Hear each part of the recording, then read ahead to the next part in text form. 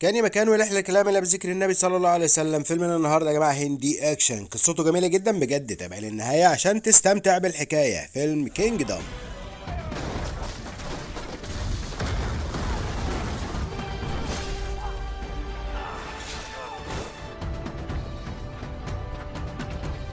وبيحكي الفيلم عن الاخين دول سوري وشيفا، بيحبوا بعض جدا، بس ابوهم كان ظالم ليهم ولامهم، وقرر واحد منهم ان هو يقتل ابوه وهو بيضرب اخوه.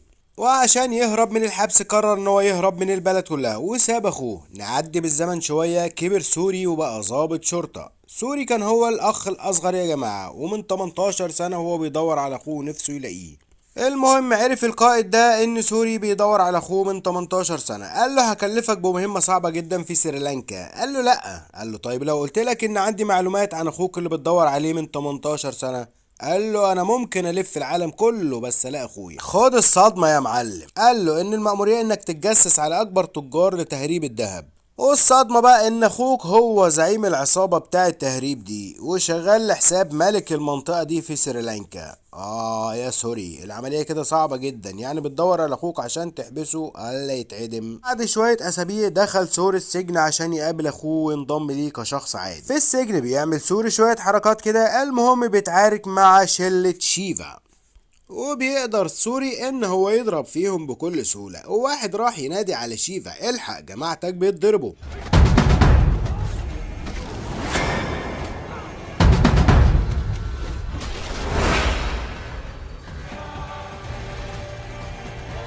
وسوري هنا بيضرب واحد منهم، سمعهم وهم بينادوا على اسم شيفا.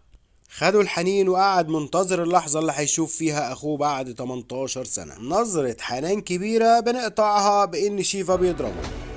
الفيلم كله هتلاقيه موجود على القناة، رابط الفيلم في صندوق الوصف أو هيظهر قدامك دلوقتي. يعني كده هتبقى مجزرة في عشيرة شيفا كلها. قام مورجان ضربه بالسكينة في ظهره. قال له اتفرج يا معلم على المجزرة، وأولها مراته. شغل افترا وجنان بجد. سوري عاوز يمشي، بس بنت الحرام دي بتقول له خليك هنا الليلادي، وبكرة ابقى روح لأخوك واقعد معاه. وقعد المعلم والمجزرة شغالة.